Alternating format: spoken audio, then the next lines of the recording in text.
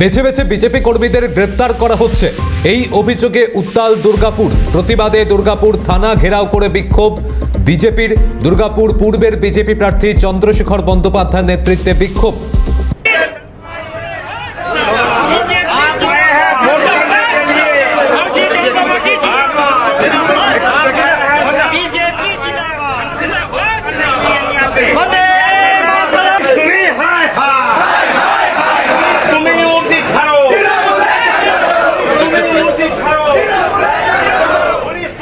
প্রতিনিধি রাজেশ সেনগুপ্ত রয়েছেন আমাদের সঙ্গে। রাজেশ, বিজেপি কর্মীদের বেছে বেছে গ্রেপ্তার করা হচ্ছে এমনই অভিযোগ করা হয়েছে বিজেপির পক্ষ থেকে, এ বিষয়ে কি জানা যাচ্ছে, কি আপডেট রয়েছে? দেখো, গতকাল একটি অশান্তির ঘটনা ঘটেছিল, সেখানে হচ্ছে যে আইনস্টাইন এলাকায় পূর্ব বিধানসভার কেন্দ্রে, এবং সেই ঘটনা প্রেক্ষিতে তৃণমূল কর্মীদের বেশ কয়েকজনের নামে অভিযোগ দায়ের করা হয়। কিন্তু বিজেপির যেটা অভিযোগ, দুর্গাপুরের বিজেপি প্রার্থী চন্দ্রশেখর বন্দ্যোপাধ্যায়ের যে অভিযোগ হচ্ছে বেছে বেছে বিজেপি কর্মীদের গ্রেপ্তার করা হচ্ছে বা আটক করা হচ্ছে, অথচ অধরা রয়ে গেছে তৃণমূল কর্মীরা। এরই প্রতিবাদে আজকে দুর্গাপুর থানায় ঢুকে পড়ে রীতিমতো বিক্ষোভ শুরু করে দেয় বিজেপি কর্মী সমর্থকরা, যার নেতৃত্বে ছিলেন দুর্গাপুর পূর্বের বিজেপি প্রার্থী, যিনি রয়েছেন চন্দ্রশেখর বন্দ্যোপাধ্যায়। যদিও পুলিশের আশ্বাস দেওয়ার পর সেই বিক্ষোভ উঠে যায়, কিন্তু যেটা তৃণমূলের অভিযোগ সেটা হচ্ছে প্রশাসন, নির্বাচন কমিশনের তারা নিজেদের মতো করে কাজ করছেন, এখানে তৃণমূলের কোনো ইনভলভমেন্ট নেই।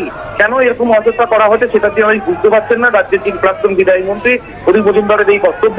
এবং গোটা ঘটনায় স্বাভাবিকভাবে দুর্গাপুর থানা চত্বরে কিন্তু ব্যাপক উত্তেজনা ছড়িয়ে পড়ে এবং প্রচুর পুলিশ, কেন্দ্রীয় বাহিনীর জওয়ানদের মোতায়েন করা হয়, এবং এই ঘটনার জেরে স্বাভাবিকভাবে একটা উত্তেজনা দুর্গাপুর যে থানা রয়েছে সেই থানা চত্বর এলাকায়।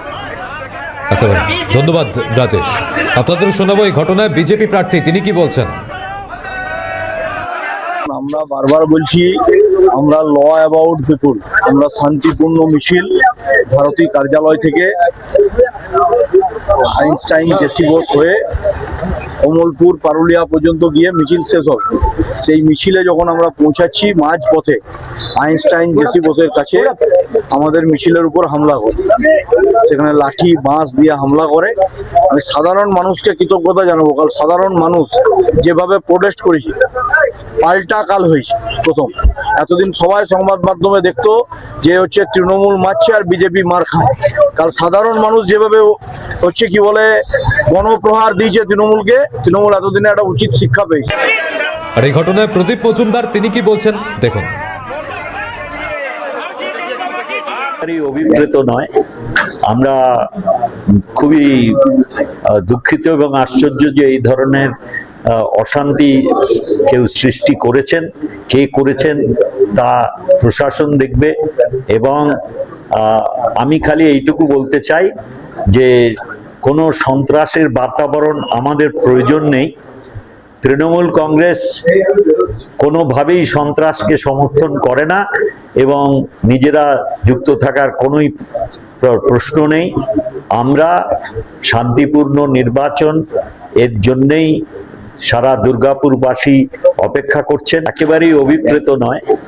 আমরা খুবই দুঃখিত এবং আশ্চর্য যে এই ধরনের অশান্তি কেউ সৃষ্টি করেছেন, কে করেছেন তা প্রশাসন দেখবে। এবং আমি খালি এইটুকু বলতে চাই যে কোনো সন্ত্রাসের বাতাবরণ আমাদের প্রয়োজন নেই। তৃণমূল কংগ্রেস কোনোভাবেই সন্ত্রাসকে সমর্থন করে না এবং নিজেরা যুক্ত থাকার কোনোই প্রশ্ন নেই।